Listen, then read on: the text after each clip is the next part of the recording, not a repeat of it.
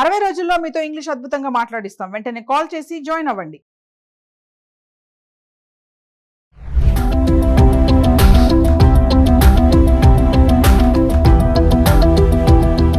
నమస్తే, welcome back to Suman TV. ప్రస్తుతం మనతో పాటు ఉన్నారు consumers affairs committee chairman Mandari Krishna Reddy గారు. నమస్తే సార్. నమస్తే అమ్మా. సార్, మనం కొన్ని స్కీమ్స్ గురించి మాట్లాడుకుంటున్నాం కదా, మరి అదే క్రమంలో ఏపీ గవర్నమెంట్ తల్లికి వందనం అనే స్కీమ్ తీసుకురావడం జరిగింది. ఒక్కో విద్యార్థికి 15,000. మరి అసలు ఈ స్కీమ్ వివరాలు ఏంటి, ఎవరి అకౌంట్ లో పడతాయి, దరఖాస్తు ఎలా చేసుకోవాలి, ఎలిజిబిలిటీ క్రైటీరియా, ఒకసారి దీని గురించి సార్. గతంలో వైఎస్ఆర్సిపి ప్రభుత్వం ఉన్నప్పుడు అమ్మఒడి అనే ఒక పథకాన్ని రన్ చేశారు వాళ్ళు. ఆ అమ్మఒడి పథకంలో కొన్ని లోపాలని సరిచేసి తల్లికి వందనం అనేటువంటి పథకం ద్వారా ఒక ఇంటికి ఒక విద్యార్థికి మాత్రమే ఇచ్చేవాళ్ళు ఇంతకుముందు అమ్మఒడి కింద డబ్బులు. కానీ ఒక ఇంట్లో ఎంతమంది పిల్లలు ఉన్నా, వాళ్ళు 2 ముగ్గురున్నా, 4 5 6 ఎంతమంది పిల్లలు ఉంటే అంతమందికి తల్లికి వందనం ఇచ్చేట్టుగా ఏర్పాటు చేశారు. ఇది పెద్ద మార్పు. దీనికి కూటమి ప్రభుత్వం వచ్చిన తర్వాత ఆంధ్రప్రదేశ్లో 1 సంవత్సరం లోపలే ఇప్పుడు కొత్త జూన్ నుంచి ప్రవేశాలు పిల్లలు ఎవరైతే ప్రవేశిస్తున్నారో స్కూల్స్లో ప్రవేశించే వాళ్ళందరికీ 1వ తరగతి నుంచి 12వ తరగతి దాకా, అంటే ఇంటర్మీడియట్ దాకా, 12th క్లాస్ దాకా, సిబిఎస్ఈ సిలబస్ అయితే 12th క్లాసు, మామూలుగా గవర్నమెంట్ అయితే ఇంటర్మీడియట్ దాకా ఉండేటువంటి పద్ధతిలో 1 నుంచి 12 దాకా ఉండేట్టుగా అందరికీ ఇస్తారు. అయితే ఎవరికి ఇస్తారు ముఖ్యంగా అంటే బిలో పావర్టీ లైన్, అంటే 2 లక్షల ఆదాయం కన్నా సంవత్సరానికి ఎక్కువ లేని వాళ్ళకు మాత్రమే ఇస్తారు. ఆధార్ కార్డు లింక్ తప్పనిసరిగా లింకేజ్ చేసుకోవాలి.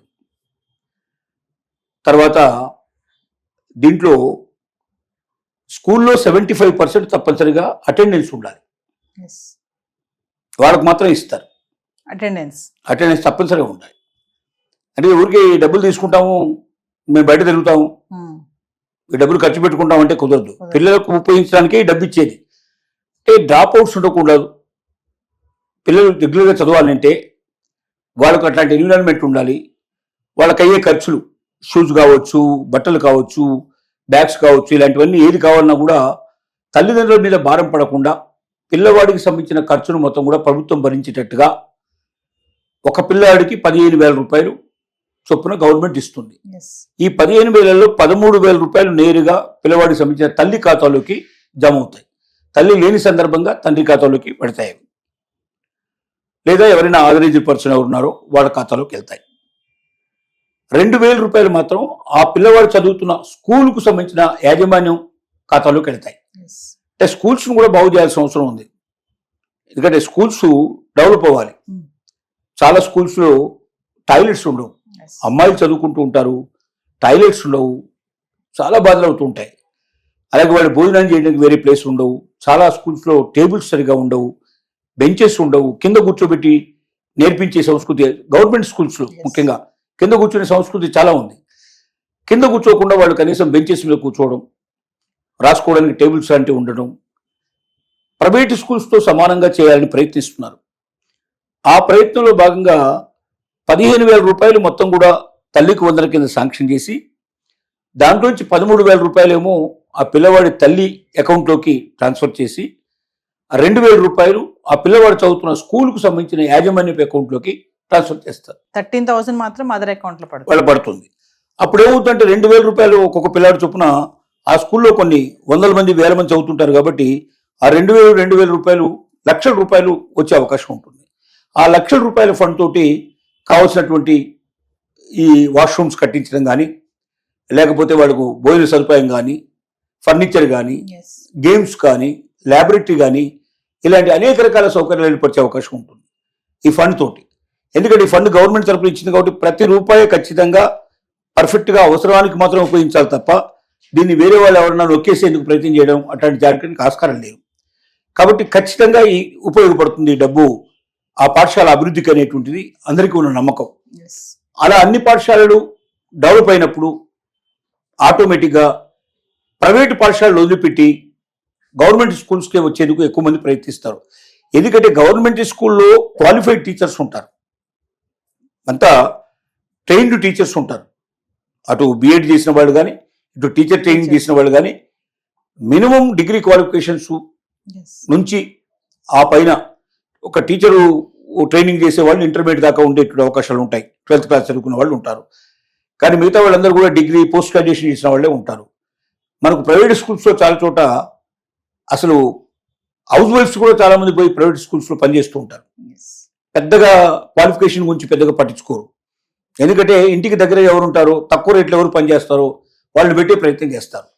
అంటే బాగా పేరున్నటువంటి ప్రైవేట్ స్కూల్స్ నేను మాట్లాడలేదు, వీధికి ఒకటి మనకు కనబడేటువంటి చాలా ప్రైవేట్ స్కూల్స్ లోపల 10th class, 7th class, 8th class చదువుకున్నటువంటి వాళ్ళని కూడా చిన్న సెక్షన్స్ కి కింద ఉండేటువంటి ఎల్కేజీ వాటికి, యూకేజీ ఇట్లాంటి వాటికి వాళ్ళు ఉపయోగిస్తారు.